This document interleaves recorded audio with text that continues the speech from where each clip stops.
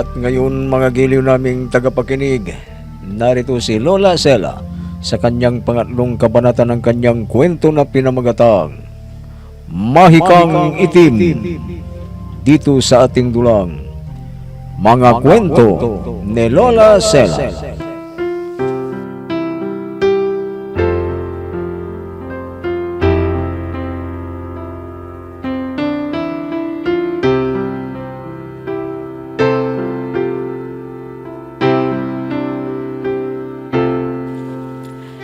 Naligaw si Apio.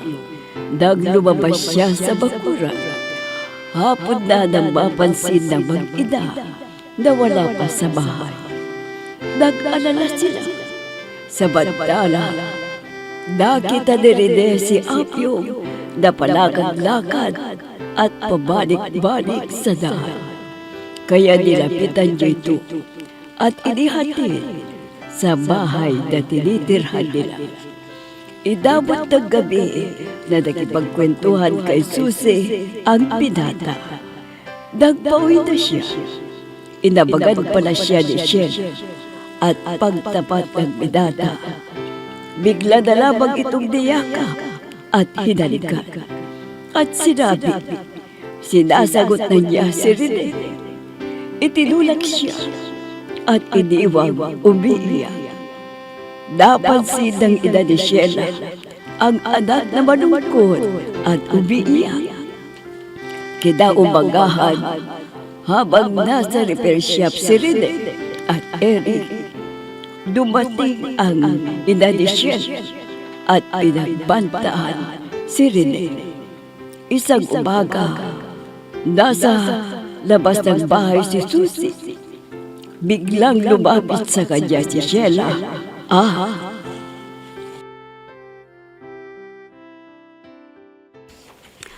Ano kayang hiwagang bumabalot sa baryong ito ng Primicias? Takot daw silang gumawa ng masama sa kapwa nila dahil magkakasakit sila. Pero sino ang mambabarang?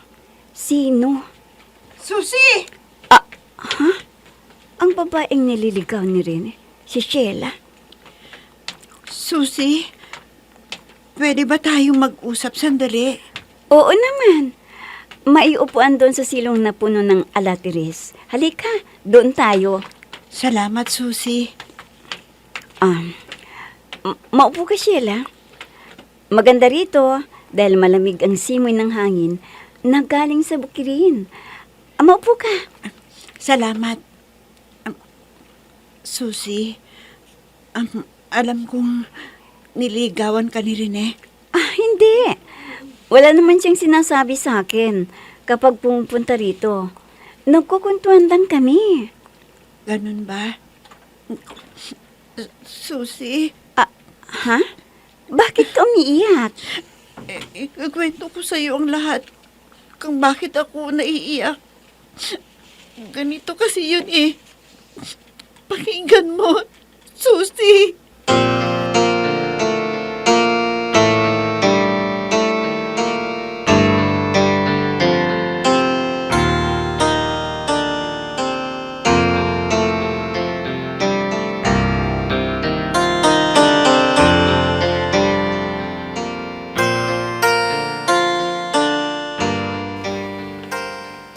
Lilay, tumingin ka sa labas, tignan mo. Ha? Bakit? Ano ba? Apyong, yan yung babaeng unang niligawan daw ni Rene. Baka kung anong gawin ng babaeng yan sa anak natin. Kasi salbahe raw yan. Pakiramdaman lang natin. Dito lang tayo sa loob. Ay naku, Apyong. Baka bigla na lang niyang saktan si Susi. Hindi naman siguro. Mukhang mahinahon naman silang nag-uusap eh. Hayaan lang natin sila. Naalala mo ba ng araw na sinugod ng babaeng yan dito si Rene? At kinagabihan biglang nilagnat ang anak natin. Oh, di ba, Apyong? Ha? Oo. Bakit ba? Hindi kaya mangkukulam ang babaeng yan. Lilay. Ikaw talaga kung ano-anong pumapasok sa isip mo. Naghihinala ka na naman. Basta, masama ang kutob ko, Apyong. Anong malay natin? Baka totoo ang hinala ko.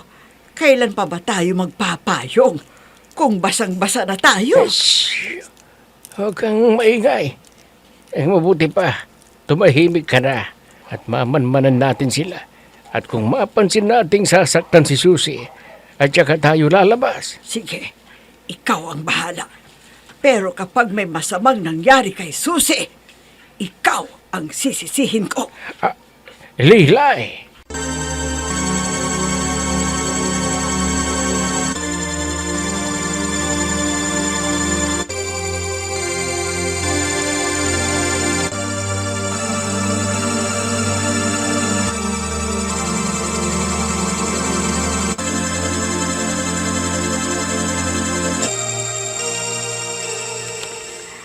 Totoo ang sinabi ko, Sheila.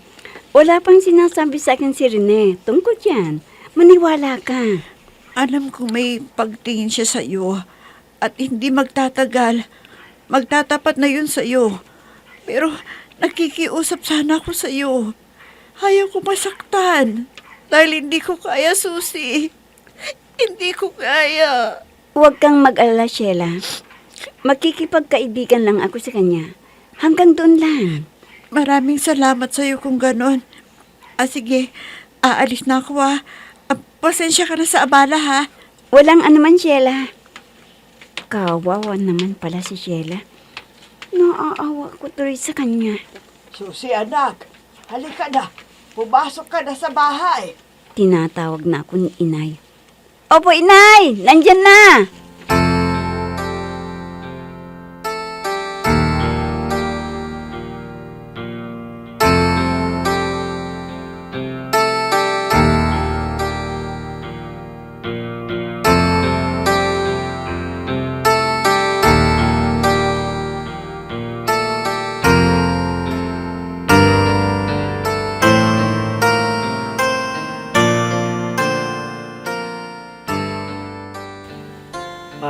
Pare, salamat at tinulungan mo rin akong nagkumpuni ng mga appliances.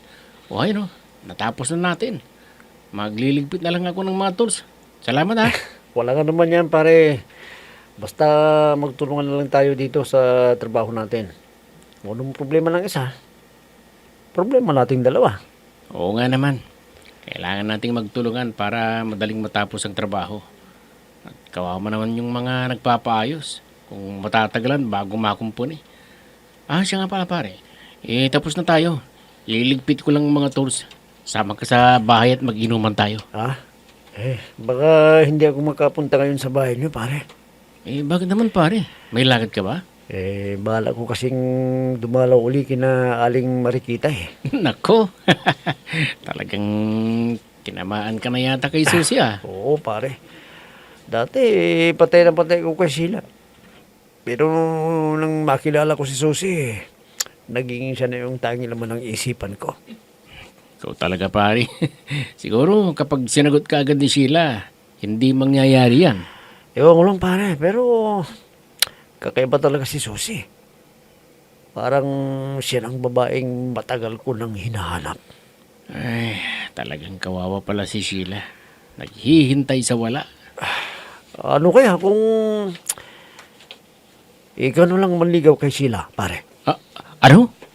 Sinuntok kita dyan Nakita mo.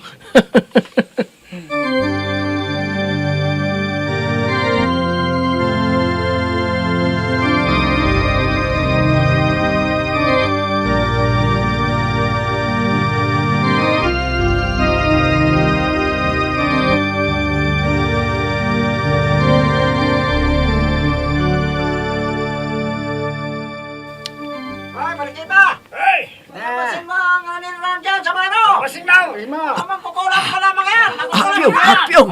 May mga taong sumisigaw sa labas. Bakit kaya? Sandali, kakausapin ko sila kung anong problema nila. Parang sa atin sila galiti. Pakinggan mo ang sinasabi nila. Pakinggan mo. Marikita! Palabasin mo ang mga sabay mo! Mga mangkukulam sila! Manananapin natin mga ilalasin! Sinabing mangkukulam tayo. Hindi, Ay, sandali at lalabas ako at kakausapin ko Huwag sila. kang lalabas, huwag! Hoy! Anong problema ninyo? Nasaan ang kasama mo? Na magkukulong kayo, ha? Huwag niyo akong saktan, huwag! Apyong! Pumasok ka na kaagad dito sa bahay. Bilisan mo, Oh, Apyong! papasok na ako. Lumayas kayo rito! Mga magkukulong kayo! Layas kayo! Diyos ko, ano ba yung pinagsasabi nila? Hindi totoo yan! Hindi! Magkubli ka, Lilay. Baka tamaan ka ng mga ibinabato nila sa atin. Sige, magtago ka.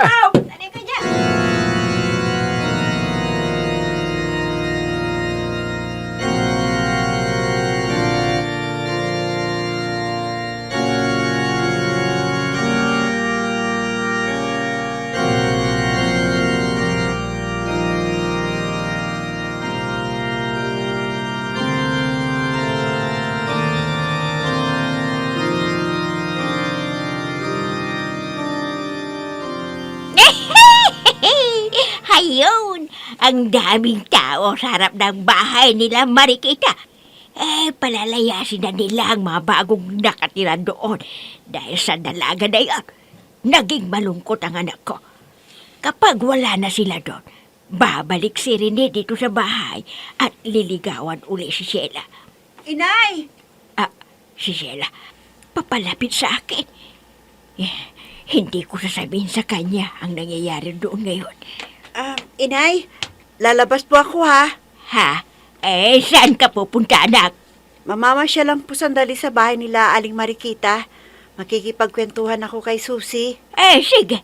Huwag kang magtatagal doon, ha? Umuwi ka kaagad. Opo, Inay. Sige po, aalis na po ako. Ayun na siya.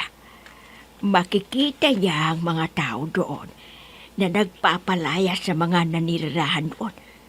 Matutuwa ang anak ko kung lalayas na sila. Wala na siyang kaagaw kay Rene. Hey!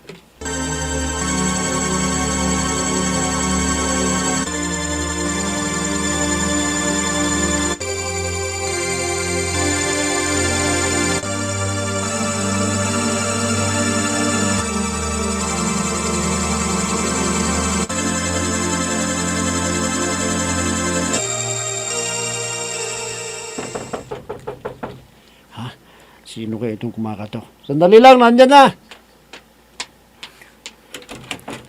Pare Rene, ang daming tao sa harap ng bahay ni Aling Marikita. Ha?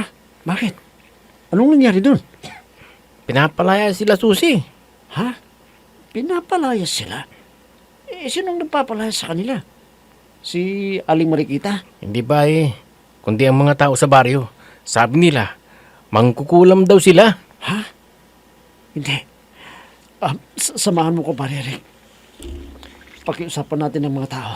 Sabihin natin na hindi totoo ang sinasabi nila. Halika, pare. Sige pare, halika na. Makasaktan na nila si Susi.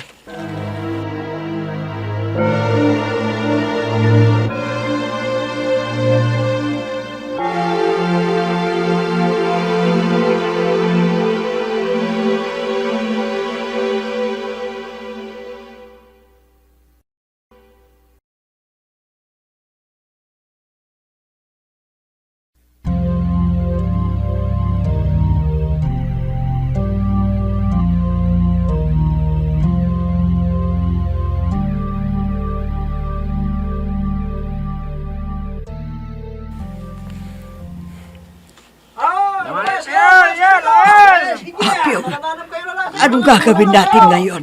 Pinapalayas tayo. Pinagbibintangan tayo mga mangkukulam. Ay, hindi ko alam kung sino ang lalapitan natin para magpaliwanag sa kanila. Mahirap silang paliwanagan. Pinaniniwalaan nila yung mga nagsabi sa kanilang mangkukulam tayo. Sino kaya ang nagsabi sa kanila ng gano'n? Hindi ko alam, Apyong. Hindi ko alam. Ay, nako. Ay, amot kayo de! Amot kayo nila ay! Apyong! Amot kayo de! Ha? Anong sinasabi ni Marikita, Lilay? Sabi niya, magtago muna raw tayo. Saan tayo magtatago? Di ba? Di ba na yun? Di ba sama na kwarto? Aprayo! May isang kwarto daw dito na pwedeng pagtaguan natin. Doon tayo. Si Susi, nasaan siya? Ha? Oo nga. Nasaan siya? Susi! Nasaan ka? Susi! Nasaan kaya yun? Bakit wala siya dito? Saan kayo nagpunta ang babaeng yun? Susi, anak! Nasaan ka? Susi!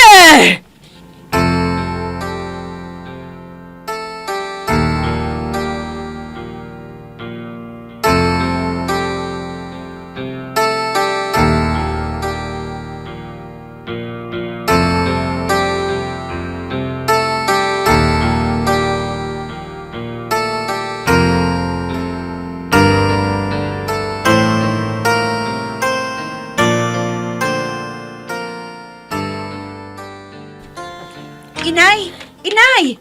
Ah, Sheila! Ay, nandito ka na pala. Kumusta ang pagpunta mo sa bahay nila Marikita? Inay, ang daming tao doon. At galit na galit sila.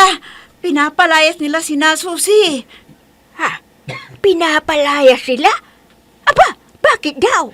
Eh, sabi ng mga tao doon, mga mangkukulam daw sila, Inay. Ha? Ganun ba? Kung aalis na sila, wala nang kahuhumalingan ang Rene na yon. Ho, Inay? Huwag kang mag-alala, anak. Babalikan ka ni Rene. Ikaw lang ang mamahalin ni Rene. Sana nga po, Inay. Dahil mamamatay ako kapag hindi nangyari yon. Ikamamatay ko talaga, Inay.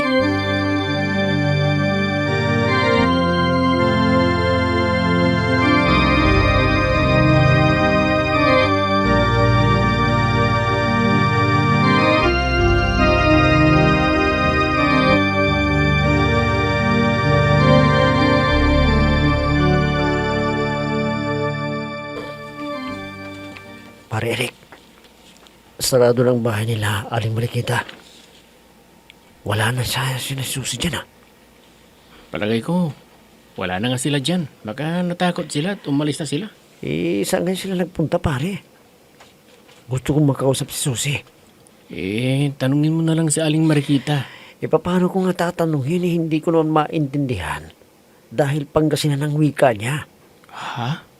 Oo nga pala, no? Pare, samahan mo ako. Pupunta tayo sa bayan.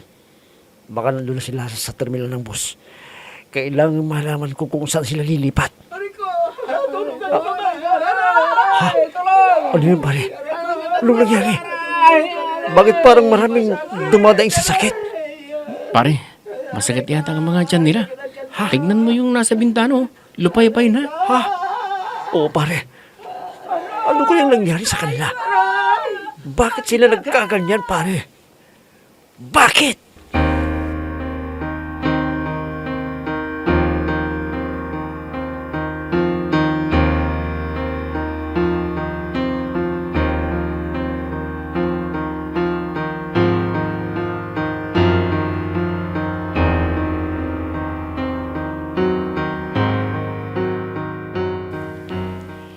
Mabuti naman at nakita kita kaagad, Rene. Ha? Aling Aligring, may sasabihin po ba kayo sa akin? Meron, Rene. At napakahalaga itong sasabihin ko sa'yo. Kung tungkol sa paliligaw ko sa anak ninyo, nagsawa na po ako. Dahil lagi niya akong pinapahiya sa harap ng maraming tao. Ha? Hindi yan ang pag-uusapan natin, Rene. Hindi ako nakikialam sa inyong dalawa. Sa ligawan na yan. Kaya, iba ang pag-uusapan natin na sinasabi ko. Ho? Anong pag-uusapan natin, Aling Aligring? Alam mo ba kung ano ang nangyari kagabi? Ang daming sumakit ang tiyan. Yung iba, halos mamatay na. Ha? Ano po kayang dahilan? Bakit nangyari sa kanila yun? Baka mabibigla ka kapag sasabihin ko sa'yo ang dahilan, Rene. Ha? Bakit? Ano po ba ang dahilan, Aling Aligring? Nakulam sila. Ha? Nakulam? Pero, sino ang nangkulam sa kanila, Aling Aligring? Sino? Sino pa? Wala nang iba, kundi yung mga nanirahan sa bahay nila Marikita.